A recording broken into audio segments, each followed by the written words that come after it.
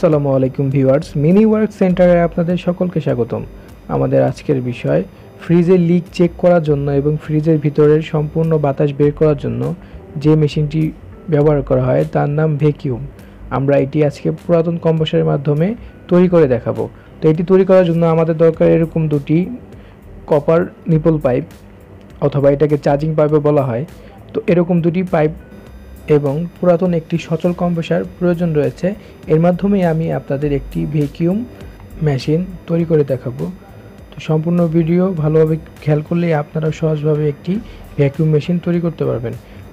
এর জন্য একটি ডিসচার্জ এবং একটি সেকশনের চার্জিং পাইপ লাগিয়ে নিতে হবে। তো অপর একটি সাইড ব্লক করে দিতে হবে। মূলত কম্প্রেসরের তিনটা সাইড, একটি সাইড ব্লক রাখতে হবে এবং অন্য দুই সাইডে দুটি চার্জিং পাইপ লাগিয়ে নিতে হবে। তো আমরা এখনও যারা না জানি কোন সাইড চার্জিং সেকশন সাইড এবং ডিসচার্জ কোনটি, তো অবশ্যই আমাদের চ্যানেলে আরেকটি ভিডিও রয়েছে, অবশ্যই সেটা দেখে নিব, তাহলে বুঝতে পারবো কোনটি ডিসচার্জ এবং কোনটি সেকশন সাইড। তো এই সাইডে আমি একটি 1/4 পাইপের টুকরো দিয়ে এক সাইড ব্লক করে দিব এবং অপর যে দুই সাইড রয়েছে ডিসচার্জ এবং সেকশন সাইড, ওখানে দুটি চার্জিং পাইপ লাগিয়ে দিব, তাহলে এই ভ্যাকিউম তৈরি হয়ে যাবে। তো অবশ্যই আমরা যখন পাইপগুলো ভিতরের দিকে দিব অবশ্যই খেয়াল রাখবো যেন কোনো সাইডে কোনো প্রকার গ্যাপ না থাকে, তাহলে ঝালাই করার সময় ঝালাই যে রড গলে যাবে, গলে যাওয়ার পর কিন্তু রডগুলো সম্পূর্ণ পাইপের ভিতর ব্লক হয়ে যাবে, ঝালাই পরিপূর্ণ হবে না। তো এখন প্রথমে যেটি করতে হবে, চার্জিং পাইপের ভিতরে দুটি সিল দেওয়া থাকে, অবশ্যই দুটি আউট করে নিতে হবে, তা না হলে আগুনের তাপে গলে যেতে পারে। তাই ভিতরে যে দুটি সিল রয়েছে খুলে নিব অবশ্যই মনে করে। এখন এই পাইপ দুটি যে পরিমাণে লম্বা, তো এখন আমি ভ্যাকুমের কম্প্রেসরের মাথায় যদি দুটি ঝালাই করি তো অনেক বেশি অধিক লম্বা হয়ে যায়। যদি আপনাদের মনে হয় যে আপনাদের লম্বা পাইপ প্রয়োজন, সেক্ষেত্রে লম্বাটাই লাগিয়ে নিতে পারেন, কিন্তু আমার একটু শর্ট দরকার, এর জন্য শর্ট করে নিচ্ছি। তো শর্ট করার জন্য টিউব কাটার দিয়ে পাইপগুলো কেটে নিব। এটা হচ্ছে পাইপ কাটার বা টিউব কাটার। আমি এটা আমার প্রথম ক্লাসের আমি দেখিয়েছিলাম যন্ত্রের নাম যে টিউব কাটার। এটাই হচ্ছে সেই টিউব কাটার, যেটার মাধ্যমে খুব মসৃণভাবে সহজভাবে পাইপগুলো সমান আকারে কেটে নেওয়া যায়। যে পরিমাণ আমার প্রয়োজন সেই পরিমাণে কেটে নিতে পারবো। এটা ঘুরিয়ে পাইপটা মাঝখানে ভালোভাবে বসিয়ে একটি আস্তে আস্তে ঘুরিয়ে ফেললে চতুর্থ সাইডে টিউব কাটার দিয়ে খুব সহজভাবেই পাইপ কেটে যায়। তো দেখতে পাচ্ছেন আমি মাত্র একটু ভিতরে কপার পাইপটা দিয়ে একটু ঘোরানোর সাথে সাথেই কিভাবে পাইপটি কেটে গেল। পাইপগুলো সাইজভাবে কাটা হয়ে গেছে। এখন পাইপগুলো যদি পাইপের ভিতর প্রবেশ করে যায়, একটি গ্যাপে যদি আরেকটি ঢুকে যায় তাহলে তো ঢুকে গেল, যদি না যায় সেক্ষেত্রে একটি সাইড ভালো করে ছড়িয়ে নিতে হবে যেন একটি মাথার সাথে আরেকটি মাথা ভালো করে সেট হয়, তাহলে আমাদের ঝালাই করতে খুব সহজ হবে। আমি এটি একটি লোহার টুকরোর মাধ্যমে কপার পাইপটি ছড়িয়ে নিচ্ছি। তো আপনারা চাইলে লুজ প্লাসের মাধ্যমে এটি পুরো ছড়িয়ে নিতে পারেন, অথবা পাইপটি একটু সামান্য গরম করে তারপর ঠান্ডা হলে কিন্তু কপারগুলো নরম হয়ে যায়, গরম করার পর নরম হয়ে যায়, সেক্ষেত্রেও করা যায়। আমি এটি সরু একটি রডের মাধ্যমে ছড়িয়ে নিচ্ছি। তো আপনারা চাইলে লুজ প্লাস অথবা এরকম সরু রডের মাধ্যমে ছড়িয়ে নিতে পারেন। তো অবশ্যই ভালো করে ছড়িয়ে নিতে হবে যেন একটি গ্যাপের ভিতরে একটি প্রবেশ করে। তো আমার এটি ছড়ানো হয়ে গেছে। তো আমি এখন প্রত্যেকটা পাইপ সেট করে ভালো করে ঝালাই করে নিব। তো আপনারা ভালো করে খেয়াল করবেন যে আমি কিভাবে ঝালাইগুলো করতেছি, তাহলে ঝালাইও শেখা হবে এবং ভ্যাকিউম তৈরি করাও দেখা হবে। তো একটি সাইড ব্লক করে দিব, আমি আগেই বলেছি আবার বলতেছি, আমি একটি সাইড ব্লক করে দিব এবং দুটি সাইডে চার্জিং পাইপ লাগিয়ে নিব। তো একটি সাইডে ব্লক করার জন্য একটি 1/4 টুকরো দিয়ে আমি পাঞ্চ করে রেখেছি, একটি সাইড দেখতেই পাচ্ছেন, এবং অন্য দুটি সাইডে চার্জিং কভার পাইপ লাগিয়ে নিয়েছি। এখন ঝালাই করার সময় এরকম একটি লোহার সিট বা টিন টাইপের টুকরো লাগবে। যখন আমরা ঝালাইয়ের আগুনটা এদিকে দিব, যেন আগুনের তাপটা সম্পূর্ণভাবে সেই ঝালাই করার কপার পাইপের ওপরে গিয়ে যেন পড়ে এবং চারপাশে যেন ছড়িয়ে না যায়, এই জন্য এই সিটটা দেওয়ার কারণ। সিটটা দিলে আগুনটার তাপটা ফিডব্যাক হয়ে আবার সেই পাইপের উপর এসে পড়বে, এর জন্য সিটটা দিয়ে নিলাম।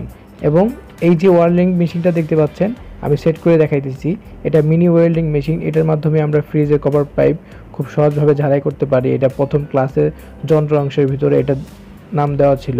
তো আজকে এটা আমি কিভাবে কাজ করব, কিভাবে ঝালাই করব সেটা দেখাবো। আর এটা হচ্ছে ওয়েল্ডিং রড, এই যে ছোট টুকরা রয়েছে, বড় একটি টুকরা এনেছিলাম এটা আপনাদের দেখানোর জন্য, এবং ছোট টুকরাটা দিয়ে ঝালাইটি করে দেখাবো। এখন ওই ম্যাচ দিয়ে আগুন ধরিয়ে নিলাম। আস্তে আস্তে এক সাইড ঘুরলে আগুন বেড়ে যায় এবং এক সাইড দিয়ে কমে যায়। তো মিডিয়াম আঁচ দিয়ে আমি কপারটি ঝালাই করে ফেলবো একটি সাইড, যে সাইডটি 1/4 কপার দিয়ে পাঞ্চ করে রেখেছি, দুই সাইড ব্লক করে দিব। এখানে হচ্ছে একটি সাইড ভিতরের দিকে দিয়েছিলাম আর একটি সাইড বাইরে রয়েছে, তাহলে হলো দুইটি ঝালাই। তো প্রথমে একটি ঝালাই করে দিচ্ছি। ভালো করে খেয়াল করলে আপনারা খুব সহজভাবে ঝালাইগুলো করতে পারবেন। তো আমি এটা আজকে খুব কাছ থেকে দেখাইতেছি না, কারণ এটি ভ্যাকুম তৈরি করা দেখাচ্ছি। ঝালাইগুলো বা ঝালাই আরও ভালোভাবে শেখার জন্য অবশ্যই আমি আরও ভিডিও আপনাদের জন্য দিব। এখন মূলত ভ্যাকিউম তৈরি করার জন্যই মূলত বিষয়টি আপনাদের মাঝে তুলে ধরেছি। তো অলরেডি একটি ঝালাই হয়ে গেছে। অবশ্যই থেমে থেমে যখন কপাগুলো ঠান্ডা হবে ওইভাবে ঝালাইগুলো করব, তাহলে আমাদের হাতে তাপ বা পুড়ে যাওয়ার সম্ভাবনা থাকবে না। আপনারাও কাজ করার সময় অবশ্যই সতর্ক থাকবেন এবং প্রত্যেকটা ঝালাই করার পর যতটুকু সম্ভব ঠান্ডা করে নেবেন, তারপর আবার একটি ঝালাই করতে যাবেন। কারণ এই ঝালাইয়ের সময় অনেকটা পরিমাণে তাপ আসে এবং অনেকটা গরম হয়ে যায়। তো অলরেডি আমার ঝালাইটি কমপ্লিট হয়ে গেছে এবং আবারও ওয়েল্ডিং মেশিনটি জ্বালিয়ে বাকি ঝালাইগুলো করে নিব। এখানে এখন যেটি ঝালাই করতেছি এটি হচ্ছে ডিসচার্জ সাইড আর একটি হচ্ছে সেকশন সাইড। তো আমি আবারও বললাম, যদি আপনাদের মনে হয় কোনটি সেকশন সাইড এবং কোনটি ডিসচার্জ সাইজ সেটা জানার জন্য ফার্স্ট ভিডিওর অবশ্যই দেখে নেবেন, তাহলে ভালোভাবে বুঝতে পারবেন। আরও যারা জানেন তাদের জন্য তো প্রয়োজন নেই, তাদের জানাই আছে। এবং অবশ্যই যখন আমরা ঝালাই করব মেশিনটা, ওয়েল্ডিং মেশিনটা সর্বোচ্চ মিডিয়ামভাবে রাখবো, এবং যদি মনে হয় যে না পাইপের ঝালাইগুলো গলতেছে না বা রডটা গলতেছে না, সেক্ষেত্রে বাড়াবো এবং ঝালাই মেশিনটাও কোনোভাবে অতিরিক্ত কাত করে ফেলবো না, কিছুটা উঁচা করে ধরবো, কিন্তু একদম কাত করা যাবে না, তাহলে আগুনটা কিন্তু অতিরিক্ত গ্যাস এসে ভালোভাবে ঝালাইটা হবে না। আমি কিন্তু বেশিটা উঁচু করি নেই, কিছুটা উঁচু দিয়ে করে ঝালাইটি করে ফেলছি। তো রডটা গলে গেছে, ঝালাইটা হয়ে গেছে এবং দ্বিতীয় ঝালাইটি করব। তো আমি তো প্রফেশনালভাবে কাজ করি, আমার কাজ জানা আছে, এই জন্য আমি দ্বিতীয় ভিডিও করার সময় আর মেশিনটা অফ করিনি। তো আপনারা অবশ্যই সেদিকে খেয়াল রাখবেন, মেশিন অফ করে নেবেন, দরকার পাইপটি ঠান্ডা করে নেবেন, দেন তারপরে আবার কাজ করবেন। তো এখন আবার আরেকটি ঝালাই হয়ে গেছে এবং আরেকটি ঝালাই করব। তো ভালো করে খেয়াল করুন আমি কীভাবে ঝালাই করতেছি। এই যে সেকশন কম্প্রেসর সাইডগুলো যখন ঝালাই করতে হয় তখন আগুনের আঁচটা অনেক পরিমাণে বেশি দিতে হয়, কারণ এই পাইপগুলো মোটা। পাতলা কপার পাইপ ঝালাই করার সময় খুব একটা তাপ দিতে হয় না, কিন্তু যখন আমরা মোটা পাইপগুলো ঝালাই করব, মোটা কপার পাইপ বা লোহার পাইপ ঝালাই করার সময় অনেকটা তাপ বাড়াইতে হয়। তো এখন লাল হয়ে গেছে পাইপটি, আরও ওভার লাল হয়ে যাবে। রডটা দেওয়ার সাথে সাথে মোমের মতো বা রাং, আমরা যে রাং দিয়ে তাতালতে ঝালাই করি সেরকম গলে যাবে, একদম পাতলাভাবে গলে যাবে। যেমন দেওয়ার সাথে সাথে পাইপটি গরম হয়ে গেছে, রাঙের মতো গলে যাচ্ছে এবং চতুর্থ সাইড নিয়ে নিচ্ছে, নিজের মতো করে চতুর্থ সাইড ফিল আপ হয়ে যাবে। তারপরে আমরা ভালো করে সাইডগুলো দিয়ে নিব।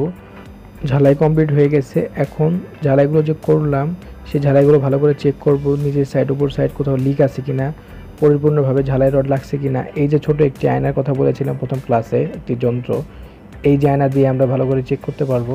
দেখতেই পাচ্ছেন নিচের সাইডগুলো কিন্তু দেখতে পারবো না, এই জন্য ছোটো একটি আয়না দিয়ে দেখে নিলাম নিচের সাইড পরিপূর্ণ ঝালাই হয়েছে।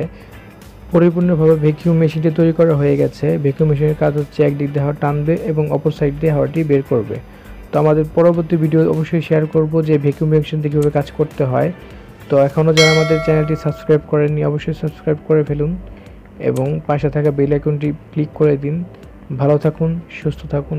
আসসালামু আলাইকুম।